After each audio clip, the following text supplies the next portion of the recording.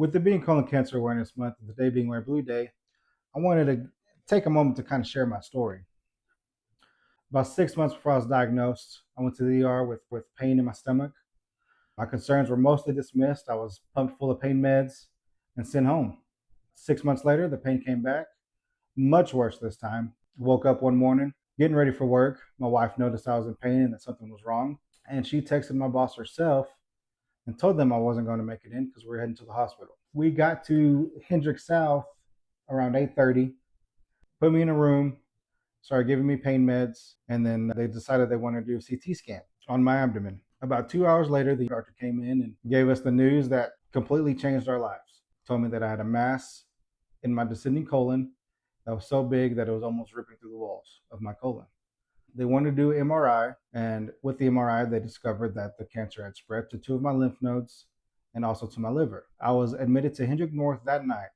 Doctors performed a colonoscopy the following day and decided surgery needed to happen pretty quick. The following Monday, I went into surgery.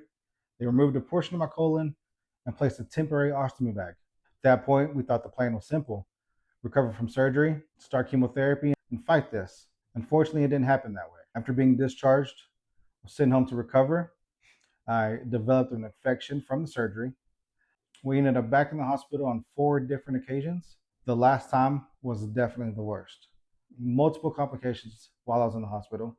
The infection wasn't improving. Fluid built up around my lungs, causing it to collapse, causing my left lung to collapse. At that point, I was so heavily medicated that I didn't even realize that my oxygen was so low. My wife was the one that actually noticed. The nurses didn't believe her, didn't take her seriously at first, but when they hooked me up to oxygen, they saw how dangerously low my oxygen was.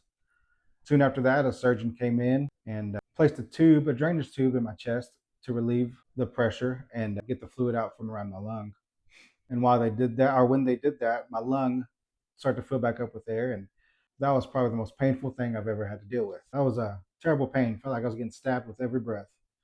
But through all this, my family and I have been through a lot emotionally as well. One of the hardest parts have been the disappointment from people that we thought were friends and family, and even the company that I used to work for. I'm not here to call anybody out, but the silence, the lack of support, and the empty promises showed us how people really are and showed us their true colors. The truth is, I know a lot of people probably thought I wasn't going to make it out of that hospital. Hell, I thought I was going to die in that hospital. I didn't think I'd make it this far, but thankfully I did. I made it out, and after a full month of antibiotics and getting rid of this infection, I was able to start chemo that August. On the 16th of this month, I will be completing my 16th round of chemo. I'm so grateful that the treatment is working, and I pray every day that it continues to work. Right now, I'm still waiting to hear from the surgical oncologist in Dallas. Hopefully, he calls me soon.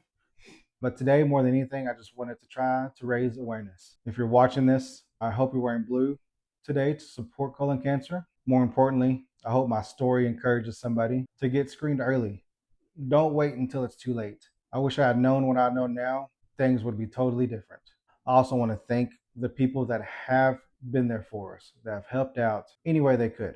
Thank you so much. And please, if you could please share this, it could save somebody's life. I hope everyone has a blessed day.